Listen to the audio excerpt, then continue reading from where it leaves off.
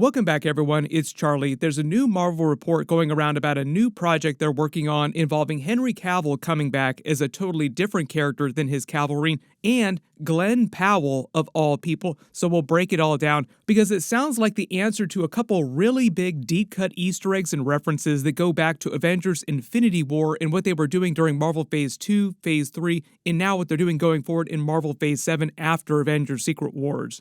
Some of this will seem familiar because anytime Henry Cavill's name gets mentioned, he gets fan cast as pretty much every single character you could imagine. The whole reason why people are talking about this more recently again is because Michael Waldron, who was the writer for Avengers Secret Wars when it was still the Kang version of the movie before Marvel hired the Russo brothers and Robert Downey Jr. to come back as his Doctor Doom, they brought back their original writer from the Captain America movies, Avengers Infinity War, Avengers Endgame, Stephen McFeely, and they started rewriting their version of Avengers Secret Wars. But Marvel kept Michael Waldron around to help out with script stuff behind the scenes, piecemeal. He's not going to be the credited writer on Avengers Secret Wars anymore, but he's still relatively involved with Marvel behind the scenes. He also wrote Doctor Strange Multiverse of Madness too, so he's been doing a lot of Marvel stuff the last several years. He recently did an interview talking about Glenn Powell playing Richard Rider Nova inside the MCU because he's currently working on a completely different series with Glenn Powell called Chad Powers that's also airing on Disney+. So there's just a lot of Marvel stuff going on in the background anytime he does interviews, so naturally the conversation turned to Glenn Powell joining the MCU. Previously, he'd been connected to the X-Men reboot movie that Marvel is doing for 2028. Jake Schreier is directing that. He just did the Thunderbolts movie, but I don't think that Glenn Powell is going to be in that new X-Men movie. And when he was asked, he also denied that he was connected to that. I actually believe that. Sometimes actors lie about them being up for big Marvel roles. I don't think that he's up for the new X-Men movie. I think it's going to be a younger cast. But he does sound like he would make a really solid Richard Rider Nova, because if you missed it, a little while ago, Marvel actually greenlit a Nova TV series. They hired a showrunner, and Henry Cavill was going to be coming back for that Nova TV series as a version of Annihilus, of all characters, which sounds absolutely wild. Normally when you hear about Henry Cavill coming to the MCU as a new character, you don't think of Annihilus. Someone cooked here.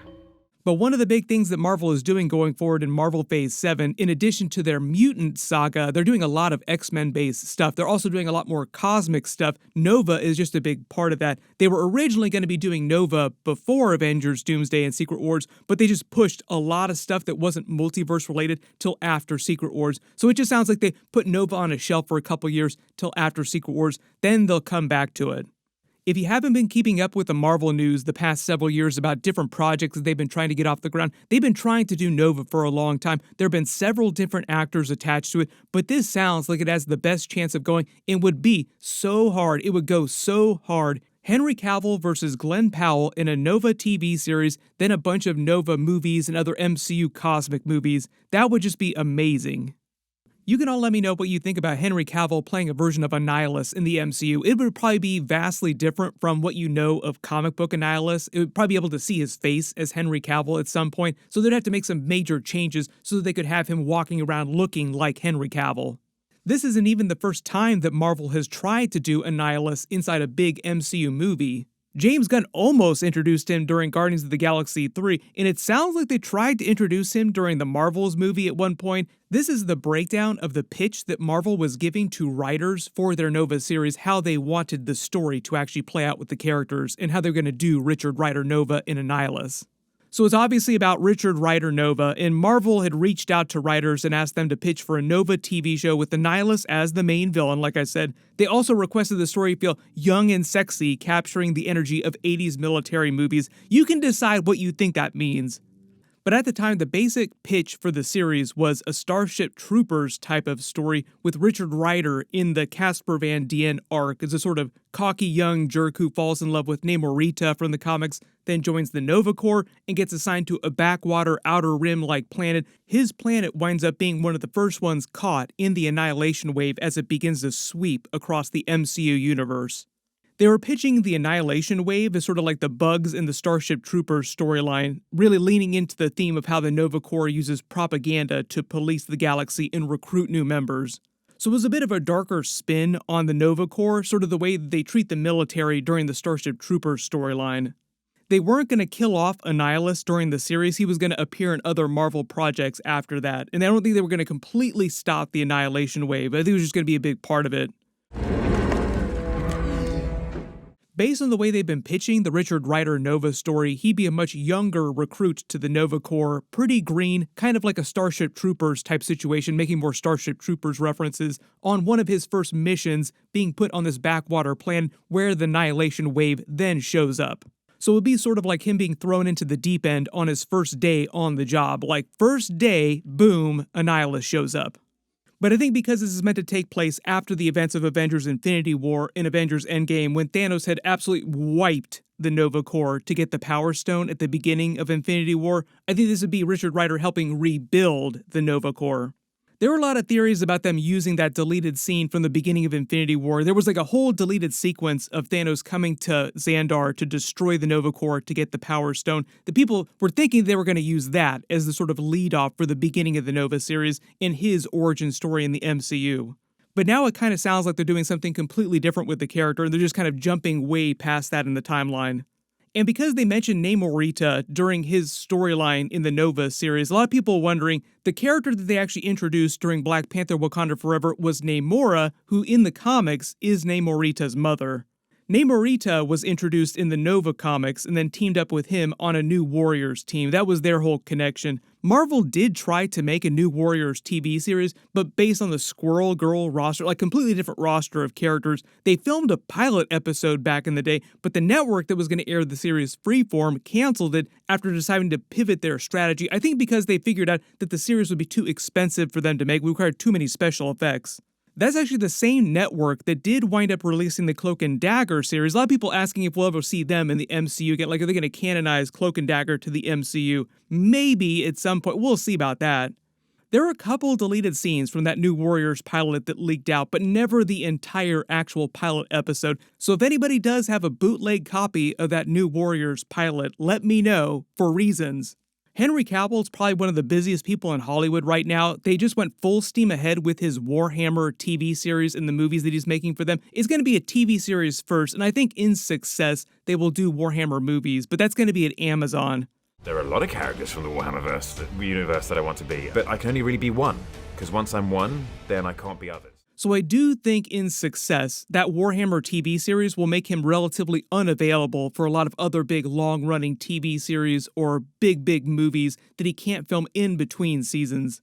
But he's also talked about playing Captain Britain in the MCU in the past. I've seen a ton of fan casting of him as Hyperion. Even though he's an Eternal character, his backstory in the comics reads kind of like a parody of Superman's backstory.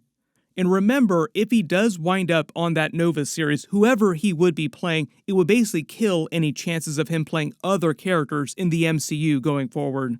It'll be interesting to see what Marvel does with the Annihilus character. There were a lot of rumors they would use him as an Avengers-level villain back in the day when they were still trying to figure out what they were doing with Avengers Infinity War and Avengers Endgame. There were so many theories about what that movie was going to wind up being. James Gunn revealed that originally he was going to be the main villain of Guardians of the Galaxy 3 and the person who created Rocket instead of the High Evolutionary.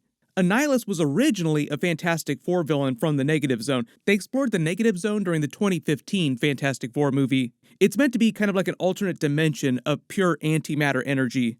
Annihilus is a bug-like creature who evolved accidentally from an insect, and a mutation gave him high intelligence. He gained the knowledge of the race that created him accidentally, and then acquires the cosmic control rod in the Negative Zone, which allows him to manipulate cosmic energy at a super high level, and he uses that to conquer that dimension. Reed Richards discovers the Negative Zone. The Fantastic Four start exploring it, running into him. Over the years, they defeat him multiple times. They even stole the cosmic control rod from him to heal Sue Richards one time. This was actually what led to Franklin Richards, now we just saw in the Fantastic Four First Steps movie, getting the power cosmic in the first place. It's the reason why Franklin Richards is so OP in the Marvel Universe. Within the MCU, as far as we know, Marvel has changed that quite a bit though, so like he's not connected to Annihilus or the cosmic control rod in the same way. He possesses the power cosmic, and he will inherit this cursed throne. The connection between Annihilus and the Guardians of the Galaxy is the Annihilation storyline in the sequel to that event, Annihilation Conquest. So during Annihilation, Annihilus invades the regular universe with his army, the Annihilation Wave, after he discovers the negative zone version of the power cosmic, the force that Galactus wields, giving him a huge power upgrade. He tries to take out Galactus and capture all of his heralds like Terrax, the Silver Surfer, to take the power cosmic as his own. They wind up helping defeat Annihilus with the other crossover characters, like the other big characters, including Nova, Phyla-Vell, Quasar, who does appear in this movie and joins the team for a while. Then by the events of the sequel, Annihilation Conquest, that Guardians of the Galaxy roster has come together as the version of the MCU team that we've seen in all the Guardians movies. By the end of all this, Adam Warlock, Phyla-Vell are both on the team as they are in Guardians of the Galaxy 3. But the main villain of the sequel event winds up being Ultron, who takes control of the Phalanx army, a race of technological beings. The universe had been weakened by its fight against Annihilus during the Annihilation event, and he uses that to his advantage to try and take over himself. But you can see how they were planning on turning Annihilus into a much bigger character early on, which a lot of you have been theorizing heading into Marvel Phase 6 and beyond. Post-Thanos, Avengers Endgame, there's just a short list of villains that everyone's been theorizing are big enough or could become big enough to be Thanos-level threats, and Annihilus is one of them. You can all let me know in the comments how you feel about Henry Cavill coming back as Annihilus and then being like the Giga Chad villain of a big MCU Avengers movie. We will see what they wind up doing with the character long term. You just have to imagine Henry Cavill showing up in the MCU and just absolutely wrecking all the characters. That would actually be pretty fun. Because it was New York Comic Con weekend, there were a whole bunch of trailers that leaked out, probably on purpose. Marvel probably did that on purpose. I've already done videos about most of them. I just did a Vision Quest trailer video, so I'll post links for it in the description below. Everybody click here for my X-Men 97 Season 2 trailer video, and everybody click here for my Daredevil Born Again Season 2 trailer video. Thank you so much for watching, and I'll see you guys in the next one.